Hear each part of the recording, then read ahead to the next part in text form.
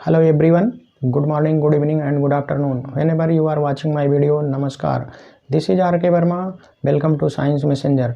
Today we are going to discuss about the human eye and image formation, how image is formed in human eye and how brain interprets it into the right way and what are the eye defects which occur in the human आई। तो आइए हम one by one इसको सीखने का प्रयास करते हैं।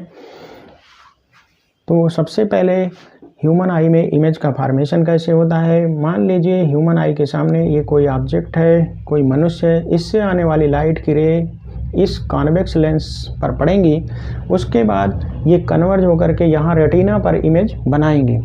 तो रेटिना के ऊपर इमेज बनाएंगी तो किसी भी वस्तु का जो इमेज है, हमारा लेंस आई लेंस जो कॉन्वेक्स लेंस है वो उल्टा इमेज बनाता है।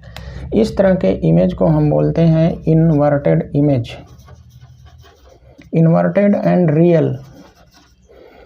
आपने प्लेन मिरर के केस में पढ़ा था वर्चुअल इमेज बनता है, वर्चुअल एंड इरेक्ट। तो यहाँ पर जस्ट उसका उल्टा इन्वर्टेड एंड रियल। इन्वर्टेड का मतलब होता है इसका हेड पोर्शन देखिए यहाँ नीचे है, बेसल पोर्शन ऊपर है, ये हो गया इन्वर्टेड। रियल, रियल का मतलब ऐसा इमेज जिसे हम किसी स्क्रीन पर या पर्दे पर प्राप्त कर सकें। आपने प्लेन मिरर के केस में देखा था जो इमेज बनता है वो मिरर के पीछे बनता है, उसको हम किसी स्क्रीन पर नहीं ला सकते, पर्दे पर नहीं ला सकते। लेकिन यहाँ पर देखिए ये रेटिना की लेयर स्क्रीन की तरह काम कर रही है। यहाँ पर हम इसको जैसे प्रोजेक्टर से हम फिल्म देखते हैं, प्रोजेक्टर से कोई इमेज प्रोजेक्ट करते हैं, मूवी देखते हैं स्क्रीन पर, उसी तरह से इस इमेज को हम पर्दे पर प्राप्त कर सकते हैं, इसलिए इसको बोलते हैं रियल इमेज। अब इस इमेज का सेंसेशन रेटिना के अंदर जो सेंसरी नर्व्स हैं वो इसको ब्रेन की तरफ ट्रांसमिट करती हैं इलेक्ट्रिकल सिग्नल के रूप में, और ब्रेन इसको इंटरप्रेट करता है in the form of erect image. Brain इस उल्टे इमेज को इरेक्ट कर देता है, सीधा कर देता है, और यही सीधा किया हुआ इमेज हमें दिखाई देता है। हम अपनी आंखों से देखते हैं तो वस्तु का इमेज हमें सीधा दिखता है, लेकिन उसके पहले ब्रेन इस इन्वर्टेड इमेज को इरेक्ट करता है। तो मनुष्य के आई लेंस के द्वारा बनने वाला इमेज रियल एंड इन्वर्टेड, उसको ब्रेन जो है इरेक्ट कर देता है, तो हमें वो इमेज सीधा दिखाई देता है। अब हमें देखना है आई डिफेक्ट्स। हमारी आँख में बहुत सारी कमियां आ जाती हैं जिन्हें हम कहते हैं आई डिफेक्ट। तो सबसे पहला हमारा है मायोपिया। इस मायोपिया को हम नियर साइटेडनेस भी कहते हैं, नियर साइटेडनेस, निकट दृष्टि दोष।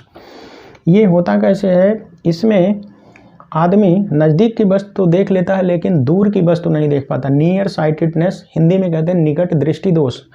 कंसेप्ट उल्टा है। निकट दृष्टि दोष का मतलब कि निकट की वस्तु आदमी देख लेता है लेकिन दूर की वस्तु नहीं देख पाता। जनरली कंसेप्ट हम दिमाग में उल्टा लगाते हैं।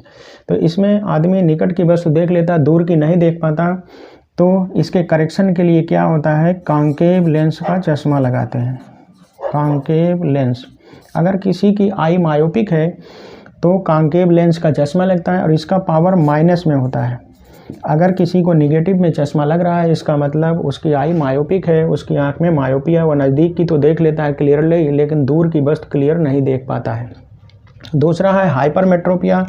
इसको हम कहते हैं फार साइटेडनेस,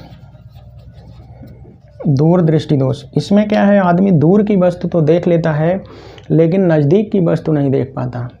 तो इसमें दूर की वस्तु को देख लेता है, नज़दीक की नहीं देख पाता। तो उसको करेक्ट करने के लिए कॉन्वेक्स लेंस का चश्मा लगाते हैं। कॉन्वेक्स लेंस जो हमारी आई में है, एक लेंस यहाँ पर कॉन्वेक्स लेंस और लगा देते हैं, और इसका जो फोकल लेंथ होता है वो होता है पॉजिटिव में इसका पावर।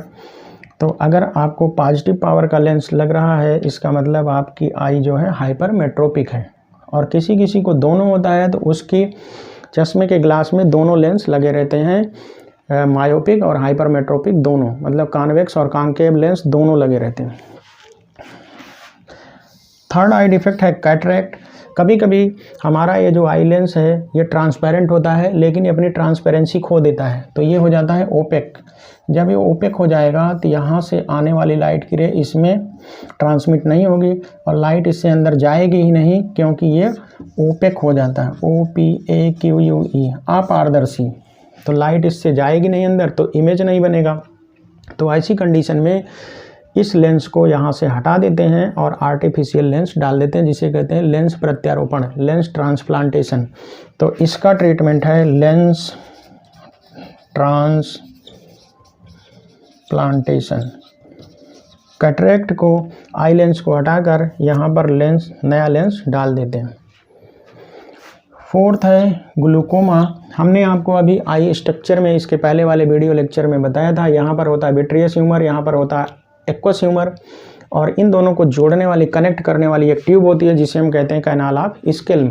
जब कैनाल ऑफ स्केल्म जाम हो जाती है तो ये विट्रियस ह्यूमर एक्वस ह्यूमर की तरफ पास नहीं हो पाता, तो यहाँ पर एक्स्ट्रा प्रेशर बन जाता है और लेंस पर दबाव बन जाता है, तो लेंस एडजस्ट नहीं कर पाता, इमेज सही से नहीं बनता।